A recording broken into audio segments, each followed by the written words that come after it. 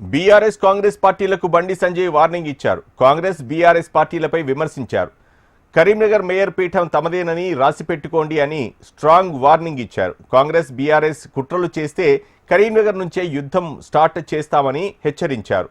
BRS కాంగ్రెస్లు ఒకటేనని ఆయన అన్నారు. BRS ఏ కాంగ్రెస్ తిరిగి రాసిపెట్టుకోండి. మీరు ప్రజలు ప్రేమ అభిమానంతో మాకు ఓట్లేసారు. మా అభ్యర్థులను నమ్మి విశ్వసించి ఓట్లేశారు. ఇది కాదు అని కాంగ్రెస్ పార్టీలు బీఆర్ఎస్ పార్టీలు కుట్రలు చేస్తే కరీంనగర్ నుంచి యుద్ధం స్టార్ట్ చేస్తా. మీ బతుకులు బర్బాద్ అయితే రాజకీయ సమాజ్ చేస్తాం. మీ అందరూ రాసిపెట్టుకోండి.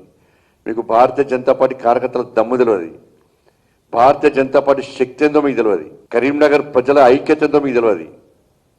ఇవాళ అదే ప్రజలు రోడ్డుకి ఎక్కిస్తాం. మేము ఒక్కొక్క బీఆర్ఎస్ వాళ్ళు కాంగ్రెస్ వాళ్ళ సంగతి మేము చూస్తాం. మాకు అధికారం ముఖ్యం కాదు. మీరు ఏం చేసినా 100% కరీంనగర్లో మేయర్ మేము అవుతాం. రాసిపెట్టుకోండి. మీరు ఒక లక్ష్యం కోసం మేయర్ అవుతున్నాం. కాదని మీరు అడ్డుకుంటే ప్రజలు తిరగబడే స్థాయికి మేము తీసుకొస్తాం.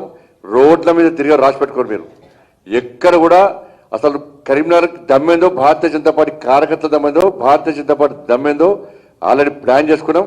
మేము దానికి మీరు సిద్ధమైతే చలో రండి, మేము చూసుకుందాం. పక్క సాక్షాత్తు రాష్ట్ర ముఖ్యమంత్రి ఇన్వాల్వ్ అయ్యి ఇలా అడ్డుకునే ప్రయత్నం చేస్తే ఇలా కాంగ్రెస్ అక్కడి నుంచి స్టార్ట్ చేస్తా. లక్షల మంది మహిళలను రోడ్డుకి ఎక్కిస్తా. నీ 2500 ఎందుకేవో అక్కడి నుంచి పరిశీలిస్తా. ఇవాళ దేశం మొత్తం కరీంనగర్ చూస్తున్నది. కరీంనగర్లో భారతీయ జనతా పార్టీ విజయం సాధించింది.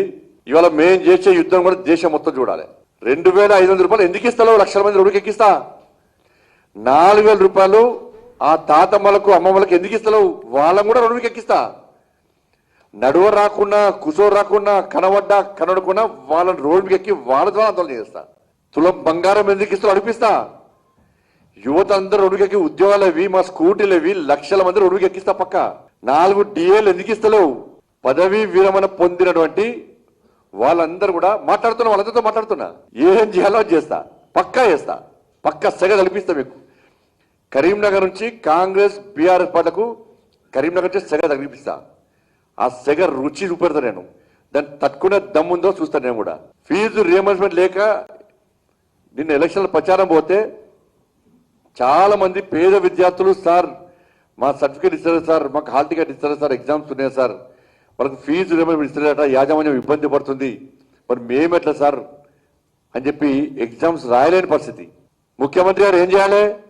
నువ్వు యాజమాన్యం బెదిరించుడు కాదు, బ్లాక్ మెయిల్ చేసుడు కాదు, విద్యార్థుల భవిష్యత్తు గురించి ఆలోచించు. మరి విద్యార్థులకు సర్టిఫికేట్ ఇస్తుర్రా, విద్యార్థులకు హాల్ టికెట్లు ఇస్తుర్రా, ఎక్కిస్తా. వాళ్ళ రోడ్డు మీకు ఎక్కిస్తా. 100% ఎక్కిస్తా. వాళ్ళ మీరు రోడ్డు మీకు